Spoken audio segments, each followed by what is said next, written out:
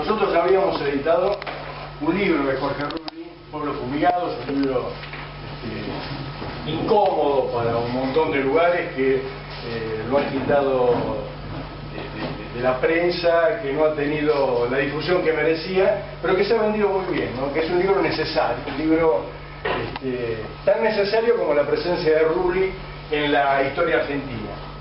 Es muy poco lo que quiero decir, simplemente agradecerles que vengan aquí y estar muy contento y estar orgulloso de haber editado un gran libro sobre un personaje imprescindible. Gracias.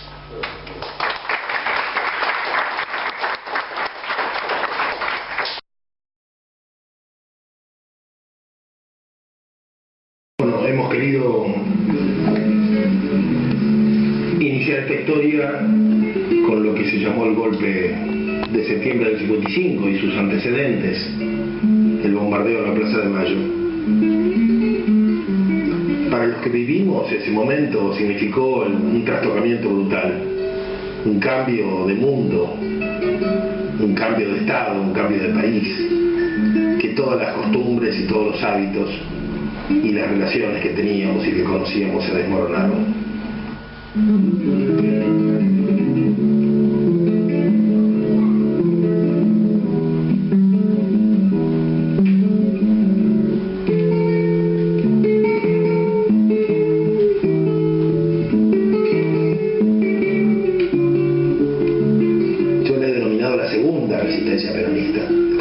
Que la primera nace en el 55. Del 55 al 58 es una resistencia muy popular, donde los caños eran el punto más alto de una violencia que se hacía de miles de pequeños actos, sobre todo de sabotaje, para lograr detener la marcha del país. Realmente era imposible de gobernar un país donde varios millones de personas estaban constantemente paralizando todos los mecanismos económicos. Pero en esta nueva situación, la situación es otra. En el 59 la situación es diferente. No se trata de detener el país. Se trata de detener a un gobierno. Se trata de que escarmiente este gobierno. Entonces los atentados son brutales.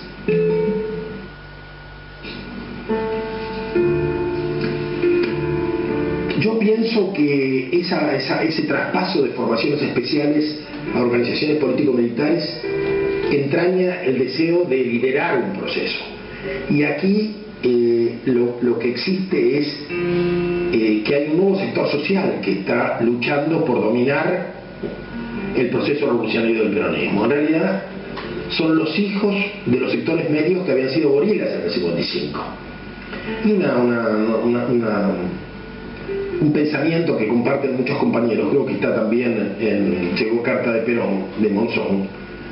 O sea, hay una violencia que se aprendió en el 55, que es la violencia de las bombas desde los aviones, y que nosotros no teníamos. Realmente esa juventud peronista en la resistencia de aquellos años fue una juventud con una violencia casi artesanal, preocupada por no llegar a la muerte del otro, con conflictos de conciencia. De ninguna manera fue lo que aprendimos después, lo que aprendimos en Cuba. O sea, se hablaba de aniquilamiento.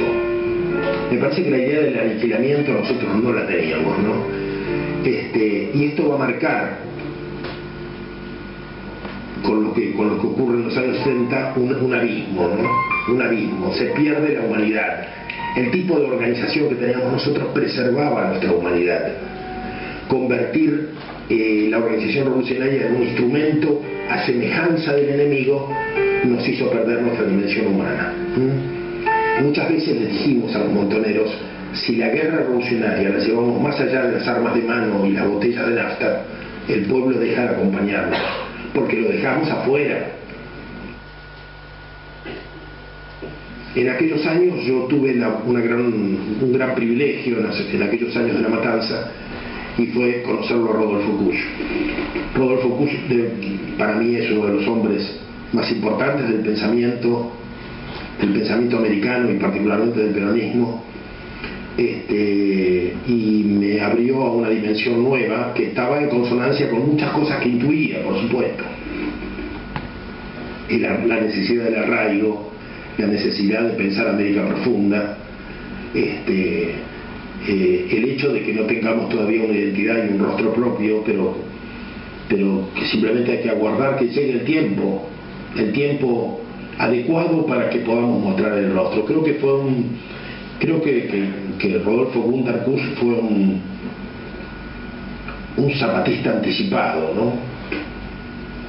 O los zapatistas son cuschianos postreros, ¿no?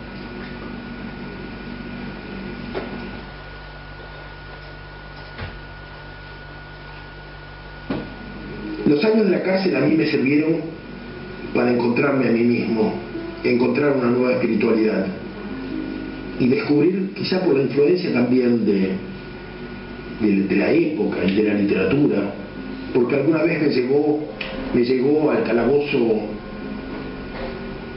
me llegó Mutantia y supe de Carlos Castaneda y las enseñanzas de Don Juan, me llegó Ilia Prigogine, me llegó Thomas Merton, y empecé a descubrir en los finales de una prisión horrenda, allá por los 80, 81, yo salí a finales del 81, me escapo de la Argentina, y me voy con un pequeño bagaje de nuevas certidumbres, de que el mundo se está abriendo una situación en la cual cada uno pesa, y lo que cada uno hace, y las propias responsabilidades y la conciencia de cada uno inciden en una situación nueva que estamos viviendo. Los años en Europa me van a permitir descubrir no solamente el ecologismo y descubrir a las minorías. Trabajo mucho con pueblos aborígenes en Suecia, hago agricultura en España primero, después en Suecia. Retomo a Rodolfo Kusch para mantener una lectura desde América.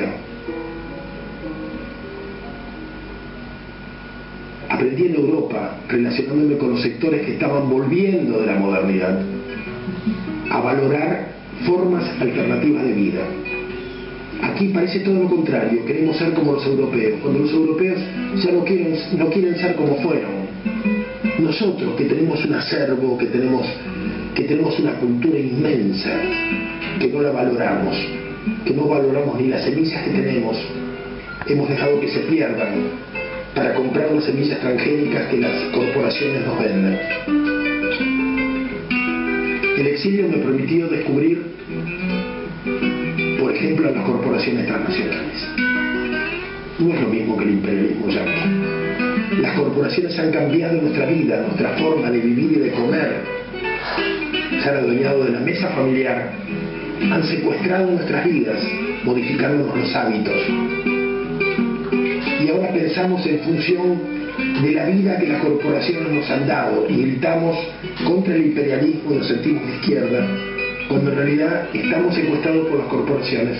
No podemos pensar ni en el socialismo ni en nada en la medida en que seamos capaces de liberarnos de ese encierro que tenemos y que está dentro nuestro.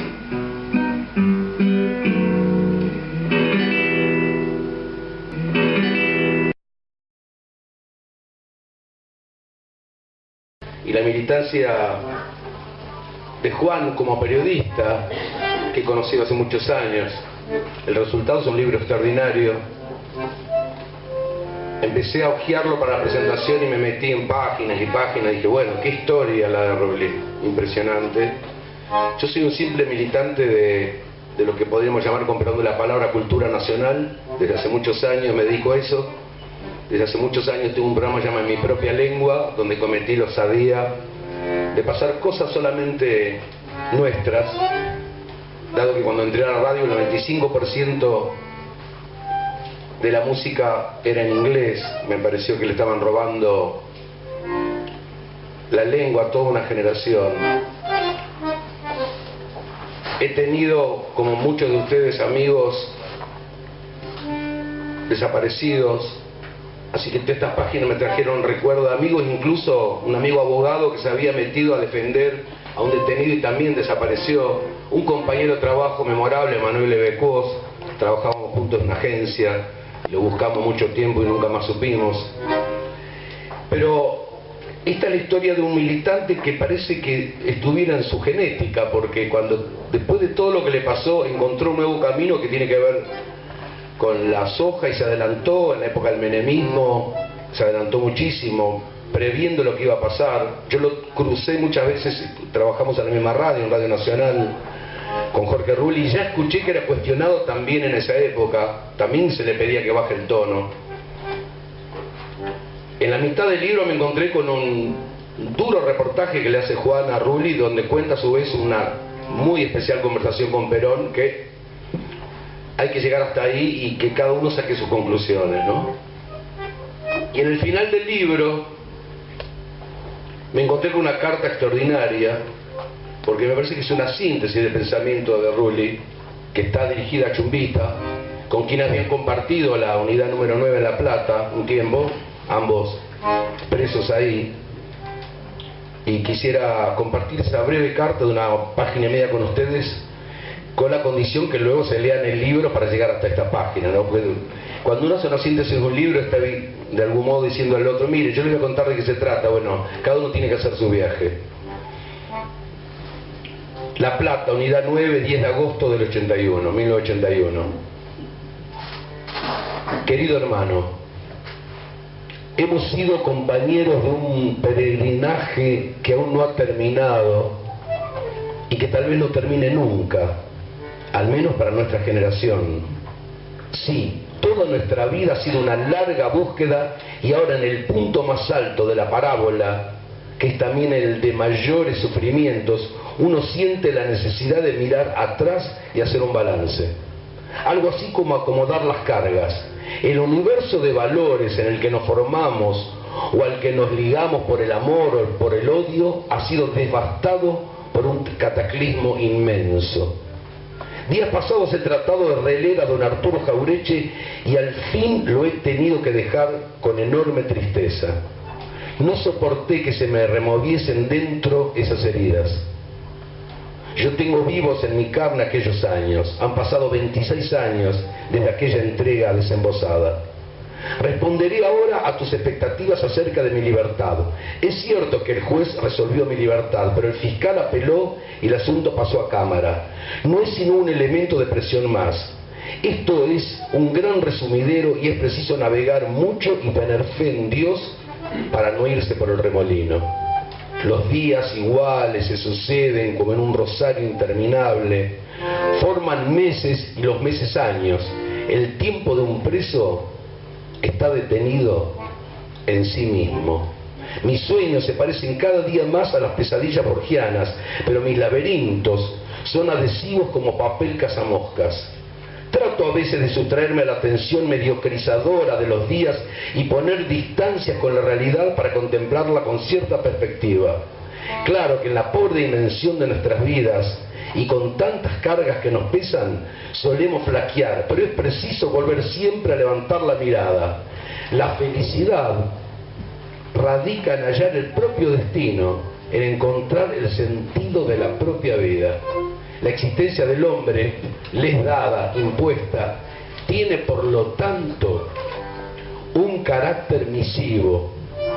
Y yo creo que el desarraigo material puede oponérsele el arraigo espiritual y cultural. Tal vez desde allá, desde España, sea posible descubrir, contemplar, como los antiguos, desde el Templum, el paso ural de las aves a nuestra América profunda y redescubrirla. En esa fe te hago llegar mi más cálido saludo.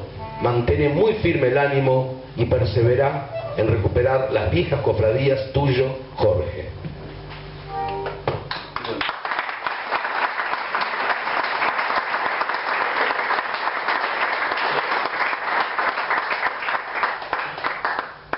Estoy tratando de encontrar cuál es mi propio destino, así que esta carta es un acicate. Juan Mendoza me pidió que venga a leer como para amenizar una reunión tan importante de un libro militante, que trajera algún poema. Yo me tomé el atrevimiento, son muy cortos, de traer dos. Uno para distendernos un poquito y para mostrar de que estos son los libros que habría que apoyar en un momento dado. Los editoriales la saben, el público lo sabe, que las ventas ponen en primer lugar los libros de autoayuda y no podemos hacer nada contra esa peste, como no podemos hacer nada por ahora contra la soja. Entonces yo quisiera como antídoto leer lo que se le ocurrió a una poeta argentina, escribir a lo que escribió una poeta argentina llamada Elena Jordana, que se llama La fórmula de la felicidad, para luego ir al poema final. Y dice así: ahora creo que todo va a cambiar. Hace una semana compré un libro vital, Cómo conquistar amigos y disfrutar de la vida. Cada mañana leo un capítulo. Ayer me tocó repetirme ante cada contratiempo: soy feliz, soy feliz, soy feliz. Hoy me toca abrirme vitalmente a todas las oportunidades, o sea, decir a todo que sí. Mañana me tocará pensar un poco en los demás, tratar de adivinar qué quieren para complacerlos de inmediato. Yo creo que en una semana todo va a ser perfecto, salvo que todavía no decidí si seguir leyendo este libro o de una vez por todas abrir la llave del gas. El poema que quería compartir es de Tuñón, porque es de esos poemas que yo digo, algún día tendría que cerrarse y quemarse este poema, algún día no tendría que leerse más, pero todavía lamentablemente sigue vigente. Y además es la vieja ilusión de que ya que no pudo ser en la realidad, es unir a la literatura al peronismo revolucionario con la izquierda. Entonces, bueno, un poema de alguien de la izquierda en el día que estamos homenajeando el libro de alguien que viene del peronismo revolucionario en serio. Se llama La luna con gatillo, es un fragmento, y dice así: es preciso que nos entendamos.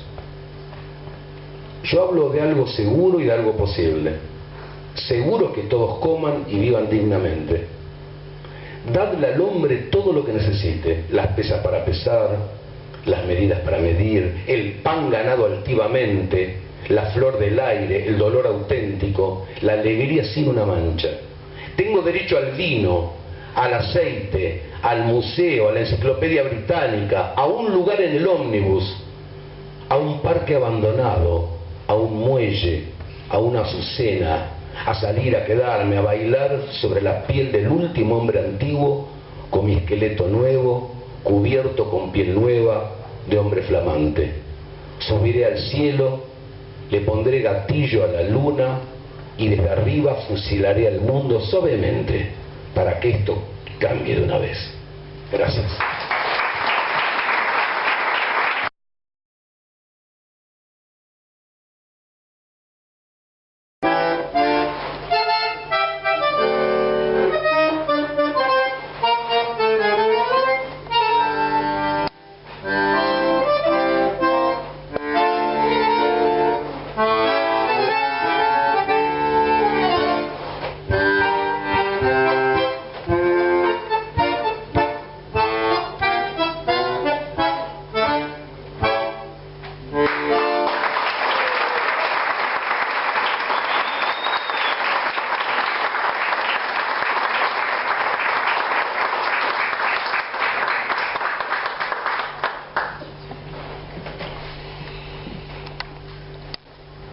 Es en gran medida un privilegio poder acompañar la presentación de este libro por muchas razones.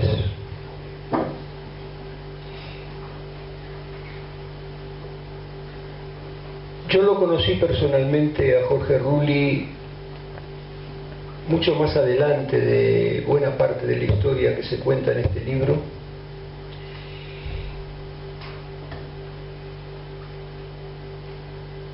Pasados la mitad de los años 80, ya en las luchas ecologistas,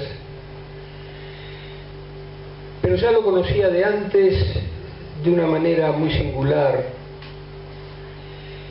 porque editando la revista Mutantia y coordinando una experiencia alternativa que duró 5 años llamada La Multiversidad de Buenos Aires, Ahí vendíamos los números atrasados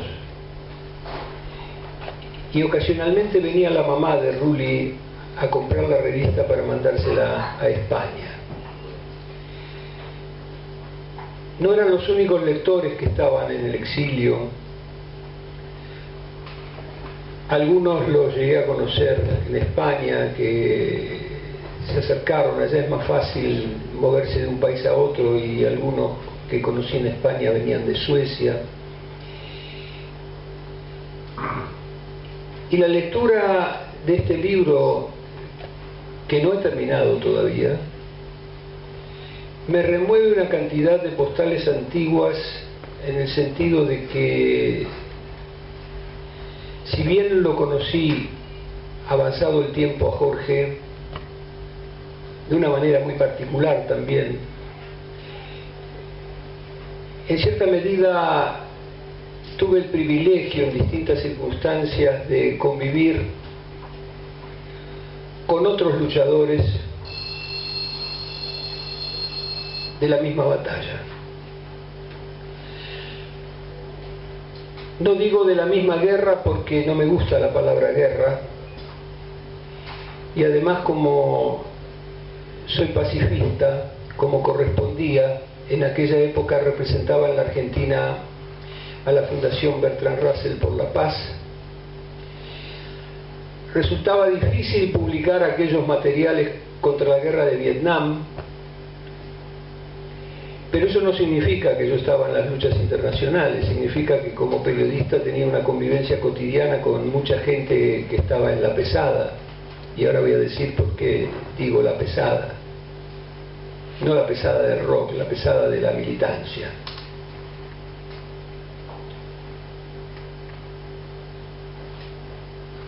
Muy temprano en el libro de Juan Mendoza, es posible descubrir lo sensacional de su manera de escribir y la capacidad de transmitir la médula de la historia que está tratando de compartir. Y un día se acercó, yo no lo conocía, o lo conocía de nombre, para preguntarme si yo estaría dispuesto a conversar con él sobre un proyecto que tenía, que era una biografía de Jorge Rulli. Y le contesté sinceramente: yo no he tenido un tipo de vínculo ni militante ni cotidiano con Jorge. Cuanto más lo veía eran en las asambleas de la Red Nacional de Acción Ecologista, que habíamos algunos contribuido a fundar, pero lo que te pueda ayudar, con mucho gusto. Y fue así que nos reunimos un día en un barcito que ya no existe enfrente de Radio Nacional. Ahí me di cuenta que lo que Juan estaba buscando no era tanto datos, porque todavía vive Rulli, entonces los datos protagónicos los puede dar directamente él mismo. Necesitaba él, y lo traté de ayudar en el máximo posible desde mi óptica, a conocer una época, pero no tanto una época en el sentido de los acontecimientos que uno puede encontrar en la guía anual de distintas enciclopedias, sino al corazón, al espíritu, a la búsqueda, a los éxitos, a los fracasos, a los descubrimientos. Quiere decir que mi relación con este libro comenzó mucho antes de que este libro existiera, porque ha pasado mucho tiempo desde aquella conversación. Y ahora que veo qué hizo Juan con eso y mucho más de lo que anduvo recolectando con muchas otras personas, pues lleva a un volumen que verdaderamente, ya sea para lo que sea, para coincidir, para disentir, para admirar, para denostar, no importa, es un libro que tendría que tener verdaderamente muchos lectores. Muchos lectores porque es pedazo de una historia que nos afecta a todos, aunque no nos hayamos enterado de muchas de las cosas que ahí pasan y otras cosas que no están en el libro pero que también pasaron. Muy temprano, leyendo el libro, hubo 15 líneas en la página 53 que me reventaron la cabeza, porque yo fui de aquellos chicos que al día siguiente fueron a ver qué había pasado en Plaza de Mayo en junio del 55 y caminé entre los restos del ataque.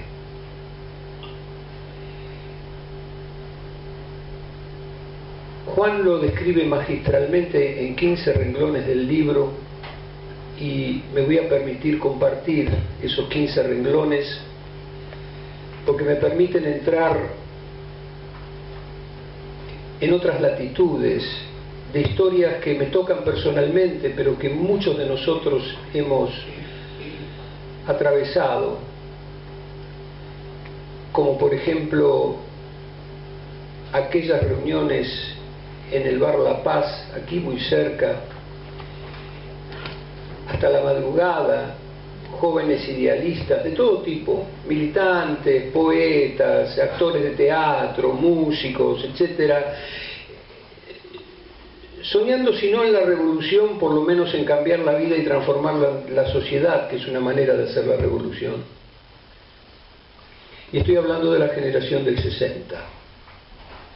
No puedo evitar el dolor de que los tres poetas a los que yo respeté y considero como arquetípicos en la historia de mi generación, los tres tuvieron un final trágico.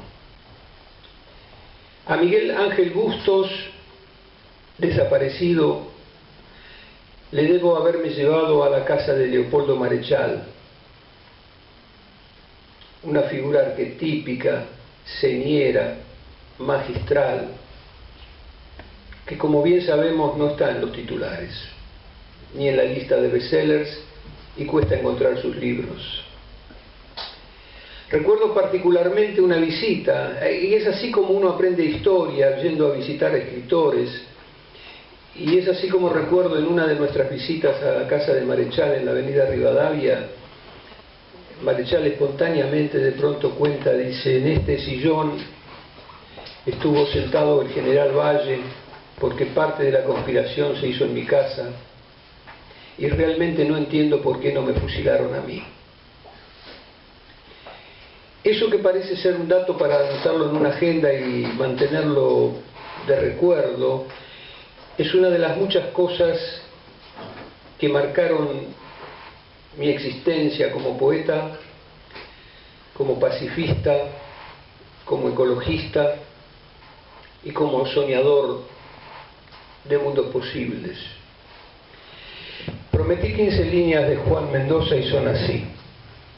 Yo cambiaría la primera persona y en vez de decir cuando llegaron, diría cuando llegué. Cuando llegaron ya había pasado todo. En el lugar quedaron las huellas de un bombardeo a una ciudad abierta. Todavía se seguía escuchando el ulular estridente de las sirenas de las ambulancias que circulaban por la zona. Las escenas que Jorge contemplaba fueron fundiéndose una a una en su conciencia.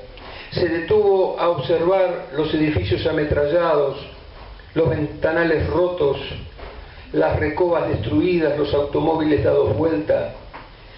Todo lo observó como si hubiera estado contemplando una película en cámara lenta. El olor a pólvora aún se respiraba en el aire. Lo que veía le parecía una puesta en escena montada para alguna película de guerra, pero no había sido una película, había sucedido.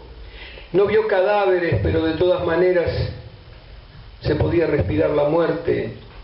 Estaba parado sobre los cimientos de una masacre. No sabía, no podía saber que allí mismo, en ese escenario de la muerte, se estaba dando su iniciación política. Siempre lamentaría que hubiese ocurrido de esa manera. No lo haría nada feliz descubrir que el sentimiento de un sueño colectivo por el que muy pronto estaría luchando hubiera tenido que emerger de una forma tan traumática. Tal vez me lo crucé a Jorge Rulli sin saber que él estaba en la Plaza de Mayo ese día. Pero tengo también otras vivencias. Fue el trimestre en el que saqué mi libreta de enrolamiento. Vivía en Caballito Oeste y la fui a buscar al registro civil en la calle Neuquén. Y volviendo caminando por Neuquén hacia mi casa, en Canalejas y Espinosa, veo a la distancia algo que no era un paisaje típico de la ciudad de Buenos Aires. Y me quedé en la puerta del estadio de Ferrocarril Oeste, viendo que eso venía hacia mí. Y cuando llegó hacia mí, se me pusieron los pelos de punta, porque era una columna de tanques que venía a trincherarse en el estadio. Y ya no era el 16 de junio, ya era el 16 de septiembre. Y en esa extraña convulsión y al mismo tiempo en esa extraña simultaneidad que significa ser parte de una generación que ha peleado la batalla con distintas herramientas, yo siento que todavía hay páginas abiertas, páginas de dolor que surgían a veces simplemente hojeando el diario de la mañana en la época de la AAA y ver fotografías de libretas de enrolamiento de tipos que habían sido encontrados fusilados en algún lugar, especialmente uno cuyo nombre no retuve, con el que conversábamos y nos reíamos mucho por las divergencias que teníamos. Él era trotskista, yo no lo era, y nos encontrábamos como tantos otros en La Paz. El día que apareció su fotografía en el diario como encontrado en un auto fusilado en el medio del Parque Centenario, no pude dejar de coincidir con una vieja canción de Raúl Porchetto que hablaba de tiempo de charcos rojos, porque donde la agarremos la historia argentina es una historia ensangrentada, cargada de barbaridades infernales, que de alguna manera cada cual procesó como pudo o como quiso. Así como hice referencia a Miguel Ángel Bustos, tengo que referir a los otros dos poetas muy diferentes y muy distintos ideológicamente, pero que también finalizaron sus días trágicamente: Alejandra Pizarnik suicidándose, Alejandro Viñati ahogándose con alcohol en Caracas, Venezuela. Ahora bien, esto no significa que yo, he pasado por la vida recorriendo la contracultura, el rock and roll, las comunidades alternativas, el ecologismo, lejos de la lucha que está narrada con prolijidad y grandeza en este libro. Como he vivido gran parte de mi vida del periodismo, el periodismo te lleva a lugares que empiezan en una redacción pero terminan en otros lugares inesperados. Yo era de los que frecuentaba el Instituto de Itela, donde organicé en el año 65 una muestra de nuevo cine americano que había combinado con mis amigos los poetas de Nueva York cuando viví en Estados Unidos. Y un día se me acerca, después de la muestra del New American Cinema, un tipo joven de parte del dueño del auditorio Kraft para decirme que quieren comprar dos de las películas que se dieron en el ciclo, una de ellas Comeback Africa, sobre la resistencia africana contra el apartheid de Lionel Rogozin, y otra El Señor de las Moscas, un clásico de William Golding, de Peter Brook. Entablamos una relación amistosa, muy intensa, con esta persona que respondía al nombre de Juan García Elorrio, y a fin de ese año 65 me invitó a una mesa redonda en el auditorio Kraft sobre el mensaje de Pablo VI sobre la paz a la Asamblea General de Naciones Unidas, donde se trataba de una mesa multiideológica, porque en aquellos años estaba de moda el diálogo entre católicos y marxistas, y por el PC estaba el ingeniero Casella, y estaba María Rosa Oliver, estaba Juan García Elorrio, estaba un presbítero cuyo nombre no retuve, y estaba un joven cura católico llamado Carlos Mujica. De más está decir que me invitó a la parroquia en la villa, que fui por supuesto, y que en ese verano nos llevó a una idea completamente loca, totalmente ajena a la historia que estábamos viviendo, porque era inminente el golpe de Onganía, pero no lo sabíamos, lo descubrimos cuando se produjo. Entonces, durante el verano, con unos otros sacerdotes y otros amigos poetas, en la pieza que tenía Carlos Mujica en la terraza de la casa de su padre, porque él no vivía en el departamento lujoso en el barrio norte, sino en una pieza que tenía hecha, construida especialmente para él en la terraza, empezamos a estudiar no a Rodolfo Kusch, no a Leopoldo Marechal, a nadie de por acá, sino que estábamos en la mística elevada, y nos dio por estudiar El fenómeno humano, un libro de Pierre Teilhard de Chardin, un jesuita disidente de los años 50. En ese estudio semanal aparecieron figuras alrededor que todavía yo no tenía visualizadas, pero que a medida que se iba desarrollando la relación amistosa, fraternal, inteligente, profunda, un viaje de descubrimiento a través de la historia, de la teología y de la conciencia humana, fueron pasando cosas. Con el golpe de Onganía, la cuestión se radicalizó y yo estaba cubriendo un festival de cine independiente en la provincia de San Juan que me habían mandado de la revista donde escribía, y leo en el diario que Juan García Lorrio había interrumpido la homilía de, no sé si era el 1 de mayo o el 25 de mayo en la catedral, y había leído una proclama revolucionaria. A la vuelta me lo encuentro y me dice: el grupo de Teilhard terminó, voy a hacer una revista llamada Cristianismo y Revolución. Ahí conviví durante cerca de un año con figuras arquetípicas de esta historia que estamos repasando y que parte de esa misma historia está narrada en este libro. Por supuesto, yo tenía experiencia de sacar revistas porque en aquella época editaba una revista literaria llamada Eco Contemporáneo y los ayudé a buscar la imprenta, a preparar los originales, a corregir los originales, a recortar las pruebas, pegarlas, inducir el armado de los plomos en la imprenta, etc. Y me encontré militando, aunque yo no era peronista ni creía en la revolución armada que preconizaba Juan y la gente que estaba allí, teniendo como ícono al cura guerrillero Camilo Torres. Pero en cierta medida éramos parte de la resistencia, y yo me sentí parte de la resistencia, al punto tal que en el número 1 de la revista, en la contratapa, escribí un poema por el asesinato del estudiante Santiago Pampillón, muerto en las calles de la ciudad de Córdoba en una represión policial.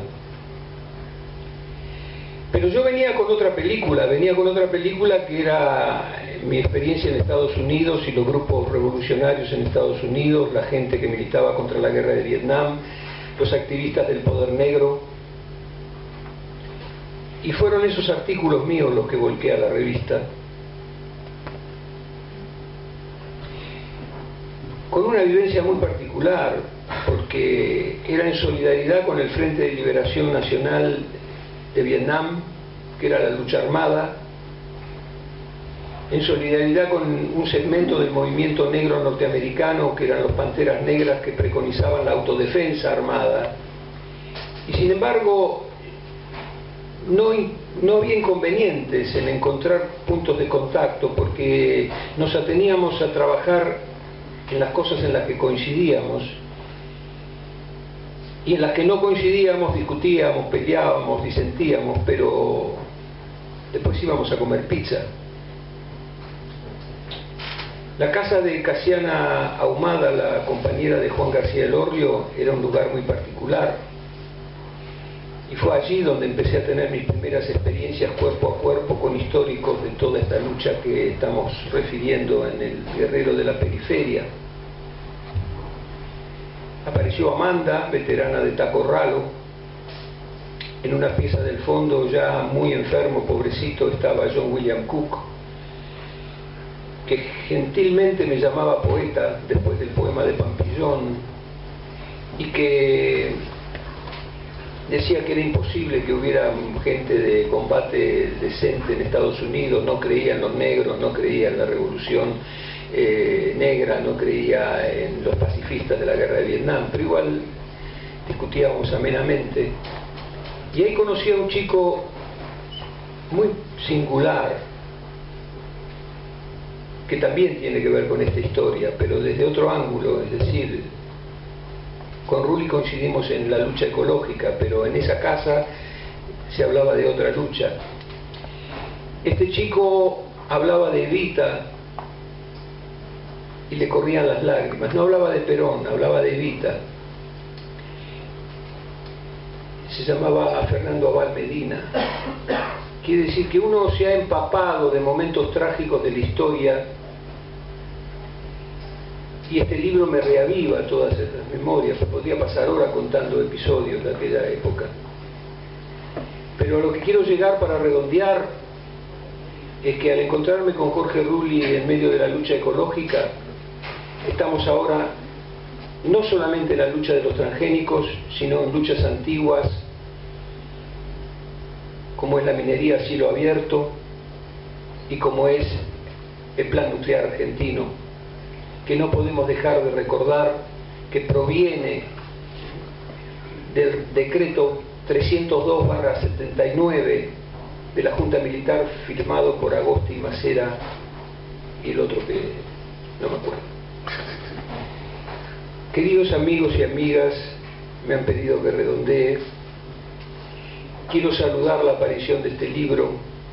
Quiero agradecerle a Juan y a Jorge que hayan mencionado mi experiencia mutantia, que si bien era desde la espiritualidad, desde la ecología, en gran medida apuntaba al mismo buen nuevo mundo que todos nosotros merecemos y, aunque no lo parezca, estamos construyendo. Esta mañana, y con esto termino, no es un poema, es una frase. Alguien colgó en mi Facebook esta cita que dice: en la tierra hace falta personas que trabajen más y critiquen menos, que construyan más y destruyan menos, que prometan menos y resuelvan más, que esperen recibir menos y dar más, y que digan mejor ahora que mañana. Che Guevara.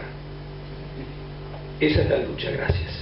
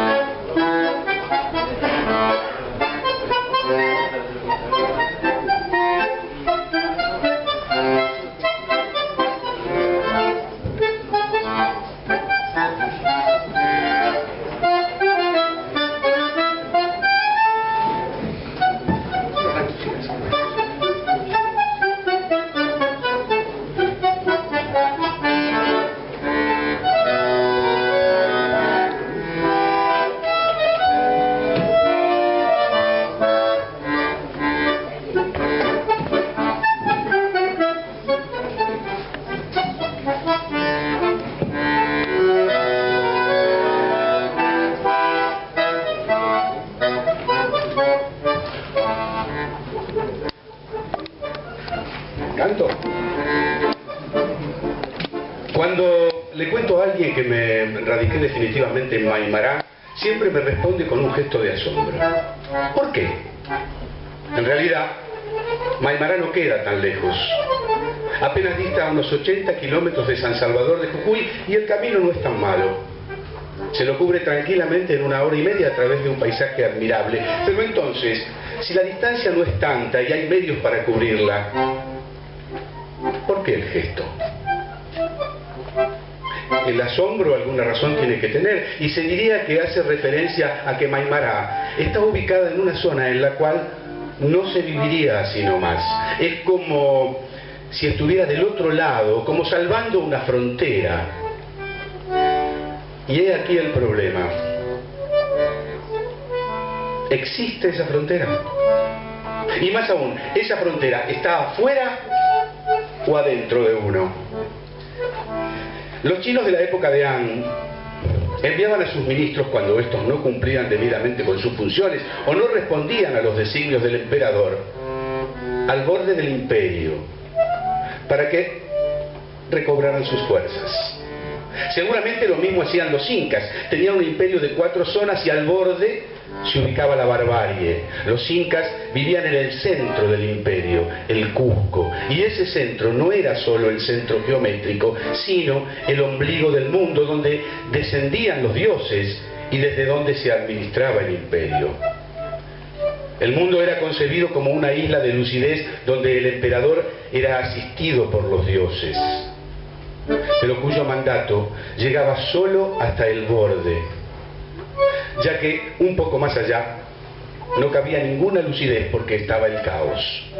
Hasta aquí no llegaba el orden puesto por los dedos divinos. Sin embargo, allí empezaba un caos que era necesario, ya que al fin de cuentas ahí el ministro debía realimentarse con nuevas energías. Símbolos así parecieran responder a un plan divino. Por eso el sentido de por qué se enviaba al ministro al borde del imperio debe ser el mismo que alienta el clima mítico de los héroes gemelos que descienden al infierno. En un manuscrito maya quiché, denominado Popol Vuh, se relata el descenso de los héroes gemelos al infierno. Este estaba representado por una ciudad denominada Xibalbá, habitada por 12 señores. Los héroes vencen a los 12 personajes y si bien aquellos son sacrificados de su muerte, surge una nueva era, la de los hombres de maíz. Es el tema de la muerte y transfiguración desarrollado frecuentemente por las cosmogonías. De esas 2 leyendas saquemos solo un dato. Se cruza la frontera de la lucidez, ya sea para recobrar energías, como en el caso del ministro, o para recuperar toda la conciencia, o sea, una lucidez mucho mayor en el caso de los héroes, la conciencia mágica de ser totalmente uno mismo. Y vivir en Maimará significa descender al infierno. Nos cuesta creer eso. Todos nosotros somos inteligentes y no vamos a aceptar que el infierno se da ahí nomás. Yo soy dueño de mis actos y considero que el espacio está vacío y puedo disponer de mis actos libremente con solo estudiar bien las circunstancias del caso. Sin embargo, siempre aparece el vecino que me resulta antipático, que la medianera se desvía unos centímetros, que la casa en que vivo o la cuadra es sagrada respecto a las esquinas, que mi barrio es sagrado respecto a otros barrios, que mi ciudad es más linda que las otras, que la nación en que vivo es mucho mejor que las naciones que me rodean, o que la tierra está habitada por hombres mucho más lindos que los marcianos. Qué rara necesidad nos lleva a construir un infierno al cabo de una frontera móvil, ya sea después de la medianera, ya sea a 1 cuadra de mi casa o a 80 kilómetros hasta abarcar las galaxias. Realmente no distamos mucho de los incas o de los chinos. Nuestro mundo moderno vive enredado en las telarañas de los viejos arquetipos. ¿Es que de nada valieron milenios de luchas para lograr lo que llamamos conciencia y civilización? ¿Siempre nos seguimos creando un pequeño imperio chino para ver a las fuerzas nefastas pintadas enfrente? Puede ser. Quizá hemos errado el camino. Creemos con ingenua convicción que todo eso se supera con solo decir que somos objetivos, que el espacio está vacío, que no hay fantasmas y que somos prudentemente civilizados. Pero, ¿por qué digo que hemos cerrado el camino? Pues porque si en algo nos aventajan los viejos sabios, como en el caso de la leyenda de los héroes gemelos, se debe a que aquellos insisten en que las fronteras existen, que el infierno realmente se da del otro lado, pero que, y de aquí la profundidad de su enseñanza, que siempre es necesario descender al infierno, morir y transfigurarse para recobrar, a través de las tinieblas, la verdadera y auténtica lucidez, la conciencia mágica de ser totalmente uno mismo. ¿Y esto por qué? Pues porque sí. Será porque entra en el misterio del hecho de vivir. Será también porque es lo tenebroso y en lo infernal también andan los dedos de Dios. Si así fuera, vivimos como si estuviéramos en el ombligo del mundo, que desde mi casa se va diluyendo la ciudad en que vivo y se pierde a 80 kilómetros de un lugar como Maimará, que constituye los confines del imperio mental que hemos levantado para vivir. Siempre en un ombligo, donde vivimos amparados por los dioses. Más allá se da el caos, y entre el ombligo y el caos está la frontera que tenemos tanto miedo de cruzar. Pero lo curioso es que realmente se vive en Maimará. Para dar este paso hubo que pasar por de lo habitual, donde uno se siente cómodo, a lo inhabitual, donde se vislumbra la incomodidad y la penuria. ¿La penuria de qué? Pues la verdadera penuria, la de sentirse pleno pese al cambio, la de seguir siendo fuerte, ser realmente uno mismo. Pero después de haber saltado la frontera, esa que uno se ha creado, al otro lado de la frontera está uno mismo otra vez. Pero ahora, frente a la montaña, en medio de la gente de Maimará, la que igual que uno crea su pequeño imperio para vivir, pero para hacer esto con una mayor autenticidad, ya que no alcanzan más las fronteras. Y entonces ocurre el milagro. Se da realmente en mi cuarto donde escribo. Afuera, en el patio, está un molde grande. Enfrente vive el carpintero Choque, y más allá, del otro lado del río, se levanta la montaña. También ella es una frontera. Y yo sé que si logro cruzarla alguna vez e ir al otro lado, encontraré como los héroes gemelos del otro lado toda la vida, esa que aún no se ha desprendido de los dedos divinos. Este texto, que no hace referencia a mí, pero hace referencia a todos, y que no es autorreferencial, es Vivir en Maimará, de Rodolfo Puig, que tanto tiene que ver con esta noche.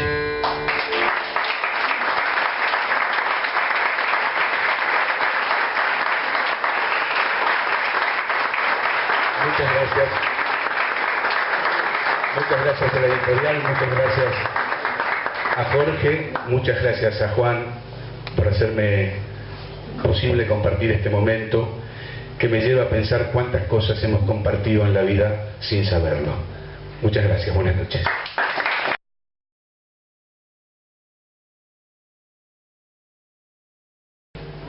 Agradecer a Tom Lupo, agradecer a Miguel Grimberg y a Rubén Estela y al maestro Mingo Arola. Un aplauso, por favor.